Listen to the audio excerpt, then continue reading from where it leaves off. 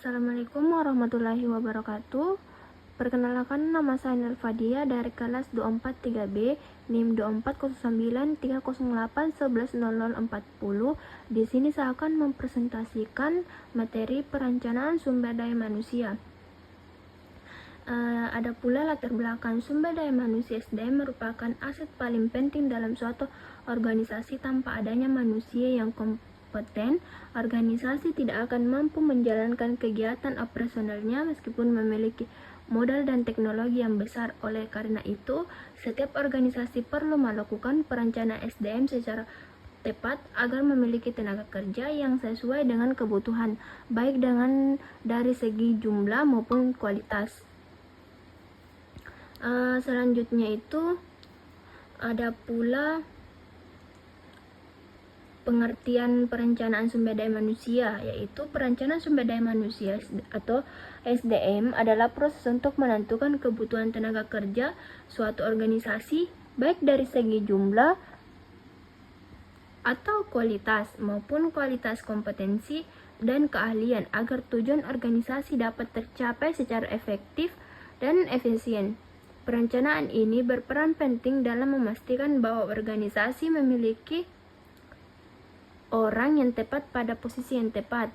Di sini ada pula menurut para ahli Handoko 2011.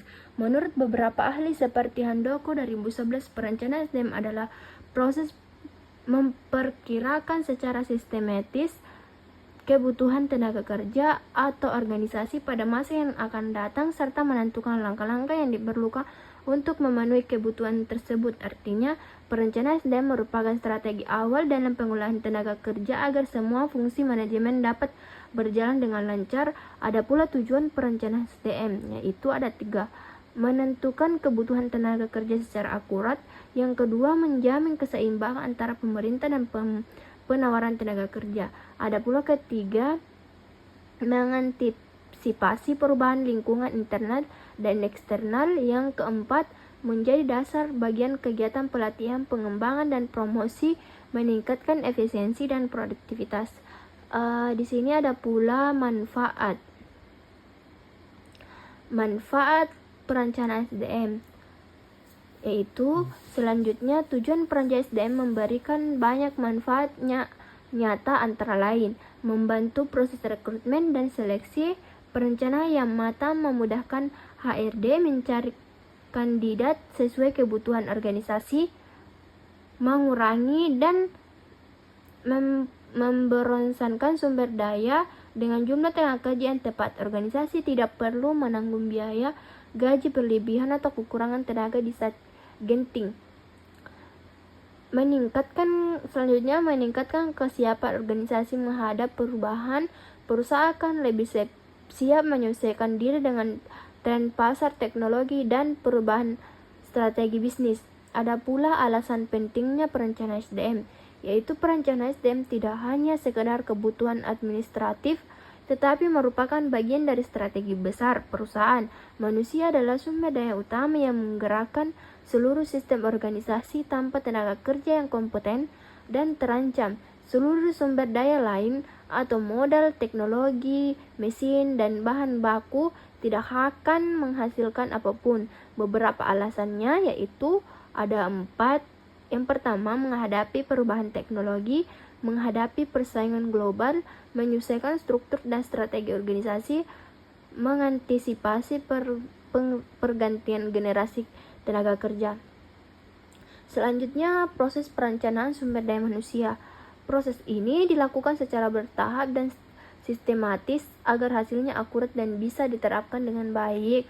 Tahap-tahapnya ada 6. Yang pertama, analisis kondisi SDM saat ini.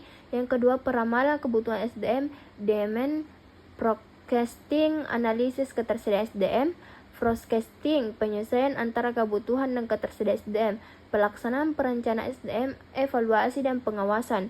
Ada pula faktor yang mempengaruhi perencanaan, yaitu perencanaan SDM tidak dapat dilakukan secara sembarangan karena banyak faktor yang mempengaruhi baik dari dalam maupun dari luar. Faktor eksternalnya, kondisi ekonomi dan politik, peraturan pemerintah, persaingan, tenaga kerja,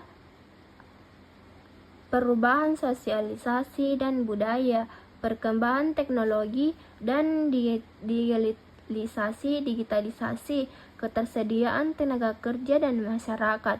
Ada pula di sini jenis-jenis perencanaan SDM, yaitu perencanaan jangka pendek biasanya dilakukan untuk jangka waktu kurang dari 1 tahun seperti memenuhi kebutuhan musiman proyek sementara atau menggantikan karyawan yang cuti. Yang kedua, perencanaan jangka menengah dilakukan untuk jangka waktu 2-3 tahun. Misalnya perencanaan pelatihan, pengembangan karir atau ekspansi bisnis. Ada pula di sini tantangan dan permasalahan dalam perencanaan SDM. Dalam pelaksanaan perencanaan SDM sering menemui berbagai kendala antara lain. Yang pertama, perubahan teknologi yang sangat cepat sehingga perusahaan harus terus beradaptasi. Yang kedua, kurangnya data SDM yang akurat membuat perencanaan sulit dilakukan dengan tepat. Yang ketiga, kondisi ekonomi yang fluktuatif menyebabkan perusahaan sulit memperkirakan kebutuhan tenaga kerja. Yang keempat, keterbatasan anggaran sehingga tidak semua rencana SDM dapat direalisasikan. Yang kelima, referensi karyawan terhadap perubahan terutama saat terjadi restrukturasi atau perampingan tenaga kerja. Ada pula kesimpulan dari presentasi yang saya paparkan. Perencanaan sumber daya manusia merupakan langkah penting dalam manajemen organisasi. Melalui perencanaan SDM, organisasi dapat memastikan ketersediaan tenaga kerja yang kompeten, tepat jumlah dan siap menghadapi perubahan di masa depan. Perencanaan SDM tidak hanya berfokus pada jumlah tenaga kerja tetapi juga pada pengembangan kemampuan, pengolahan karir, serta penyesuaian dengan strategi bisnis perusahaan. Dengan demikian, SDM yang direncanakan dengan baik akan menjadi kekuatan utama dan mencapai keberhasilan organisasi. Sekian presentasi dari saya. Assalamualaikum warahmatullahi wabarakatuh.